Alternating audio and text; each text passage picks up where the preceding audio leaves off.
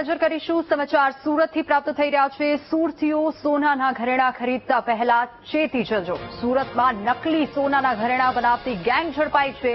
સરથાણા વિસ્તારમાંથી નકલી સોનાનું કારખાનું ઝડપાયું છે। માત્ર 23% ગોલ્ડ નાખી હોલમાર્કનો સિક્કો લગાવી કરતા હતા વેચાણ।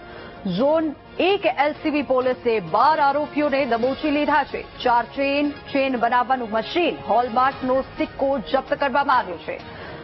વેલંજામાં રુદ્રાક્ષ સોસાયટીમાં ઘરમાં જ ડુપ્લિકેટ સોનું બનાવતો હતો આ આરોપી અને મુખ્ય આરોપી વિવેક સોની સહિત 12 લોકો સાથે મળીને સોનું બનાવતા હતા અને 1 મહિનાથી કારખાનું ચલાવવામાં આવતું હોવાનું પ્રાથમિક માહિતીમાં સામે આવ્યું છે। આરોપી યોગી ચોકમાં શિવ મંદિર જ્વેલર્સમાં આરોપી સોનું આપવા ગયો હતો અને જ્યાં જ્વેલર્સ માલિકને ખ્યાલ આવી જતા પોલીસને જાણ કરવામાં આવી હતી। સોનાની ઘરેણાની કઈ ખરીદી કરતા હોય તો એકવાર ચેતી જજો, કારણ કે હવે સોનું પણ તમને હોલમાર્ક સાથે નકલી આવી શકે છે। આવી જે ગેંગનો પર્દાફાશ સુરતમાંથી થયો છે। સુરતના ઉત્તરાયણ વિસ્તારમાં જે આખું એક ફેક્ટરી ચાલતી હતી, વેલંજા ખાતે આવેલા રુદ્રાક્ષ સોસાયટીમાં આખું ઘરમાં જ ડુપ્લિકેટ સોનું બનાવવાની આખી એક ફેક્ટરી ચાલતી હતી, જેને જે ઝોન 1 ની ટીમ જે છે એલસીબીની ટીમ તેને ઝડપી પાડી છે।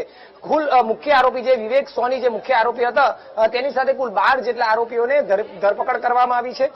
સમગ્ર આ આખા ખેલનો જ્યારે પર્દાફાશ થયો તેની વાત કરવામાં આવે તો આ આખી ગેંગ દ્વારા જે આખો ખેલ પાડવામાં આવ્યો હતો તેમાં જે નકલી સોનું બનાવવામાં આવ્યું હતું તે સોનાની ચેન જે યોગી ચોક ખાતે આવેલ શિવ મંદિર જ્વેલર્સમાં આપવા ગયા હતા અને આ શિવ મંદિર જ્વેલર્સના માલિકને આ જાણ થઈ હતી કે સોનું ડુપ્લિકેટ છે, જે ચેન આપવામાં આવી છે તે ડુપ્લિકેટ છે અને તેને સીધો પોલીસનો સંપર્ક કર્યો હતો। આ આરોપી જે છે તેમાં હરીશ ખટાણા અને વિમલ નામના 2 આરોપી આ ડુપ્લિકેટ સોનાની ચેન આપીને ફરાર થઈ ગયા હતા। ત્યારબાદ આ ઘટનાક્રમનો અને આ ઘટનાનો પર્દાફાશ થયો હતો। પોલીસે આ બાબતને ગંભીરતાથી લઈને આ સોનું જ્યાંથી બની રહ્યું છે ત્યાં દરોડા પાડ્યા હતા અને આખી ફેક્ટરી જે છે તેને ઝડપી પાડવામાં આવી હતી। હવે આ જે સોનું બનાવી રહ્યા હતા તેમાં 100% સોનાની અંદર 23% સોનું જે છે તે ભેળસેળ કરવામાં આવતું હતું। એટલે તમે જોઈ શકાય છે કે તમને દેખીતી રીતે તો આ પહેલી વખતે જે સોનાની ચેન જોશો તો એકદમ ઓરિજિનલ લાગશે, પરંતુ આ 100% સોનાની ચેન નથી, માત્ર આમાં 23% જ સોનું છે અને પૈસા જે વસૂલવામાં આવે છે તે 100% સોનાના રૂપિયા લેવામાં આવે છે।